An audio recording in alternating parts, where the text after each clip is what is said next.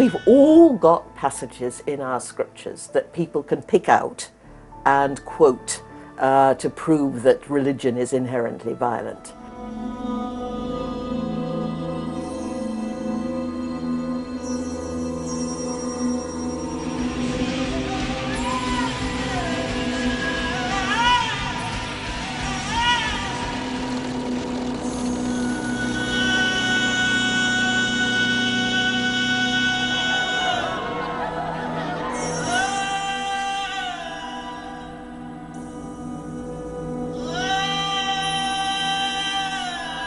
You need a much more sophisticated and careful interpretation of sacred scriptures if you're going to have a sensible approach.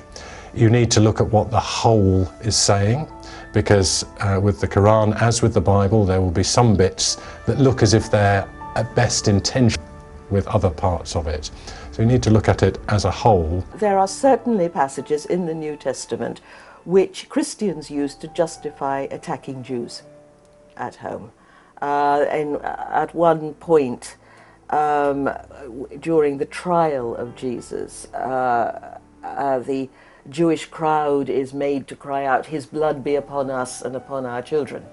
And when people in the Middle Ages and right up until the early 19th century would hear these words read aloud on Good Friday, which is the day that Jesus' death is commemorated, they would often rush out and attack the Jewish neighborhoods.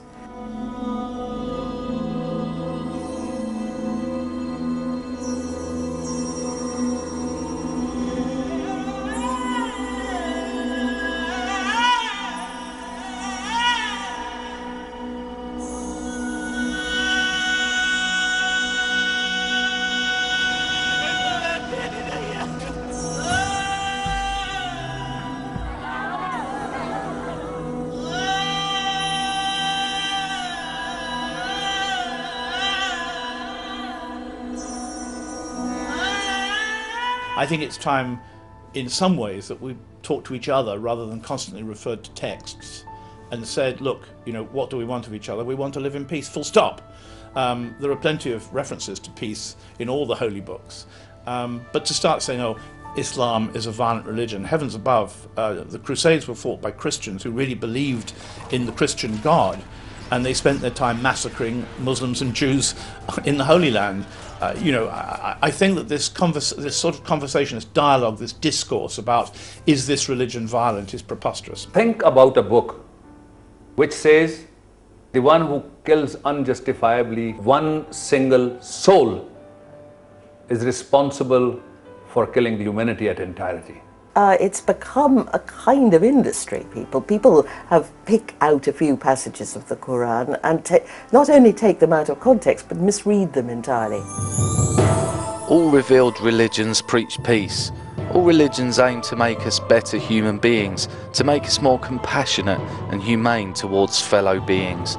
No religion teaches its followers to hate mankind. However, all religions and ideologies have been misused at different points in history by certain individuals or groups for their own sinister ends.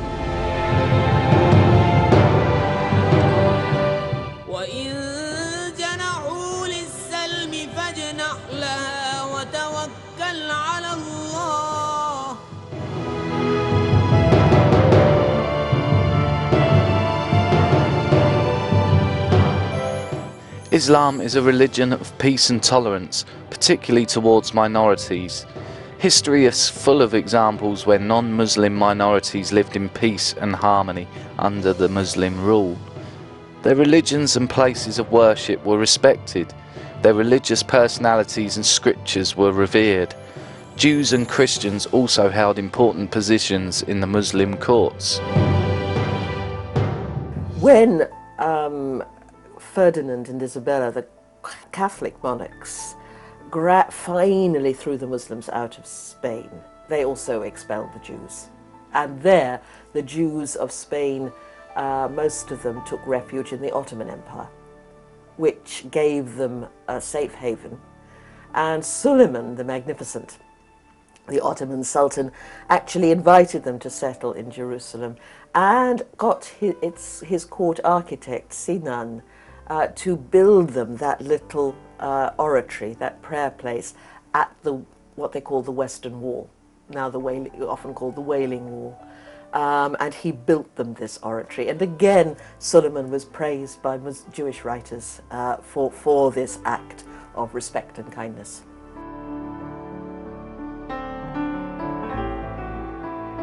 When the Caliph Umar arrived in Jerusalem and conquered it from the Byzantines, first of all, you know the story. Omar was being escorted around the city by the Greek Orthodox Patriarch, and when the time for prayer came around, when he was standing in the Holy Sepulchre Church beside the tomb of Jesus. And the Patriarch invited him to pray in the church, and Omar said no, and he went outside and prayed at a good distance from the church in the public street. And he came back and said, if I had prayed in this church, some misguided Muslim in a later generation would have wanted to knock your church down and build a mosque in order to commemorate the first Muslim prayer in Jerusalem, and that must not happen. And he immediately signed a document to say that the Christians must keep their properties absolutely intact and they must not be meddled with. And indeed today, just opposite the Holy Sepulchre Church, there is a small mosque of Omar which does commemorate the place where he prayed. Norwegian novelist Thorvald Stein, he came up to me and said, I am going to make a proposal to the Norwegian Ministry of Culture that once a year we should have a Saladin Day to discuss how to bring people together like he did and not be vengeful. Palestine is the best example. For centuries, Christians and Muslims and Jews lived in the old city of Jerusalem, all enjoying the holy places and revering each other's holy places. Unfortunately, increasingly in Western countries, Muslim minorities are not being treated with the same respect. In Islam, everything is not fair in war. There are rules to war. There are rules for the prisoners of war, rules for treating innocent civilians, women and children. If prisoners are maltreated,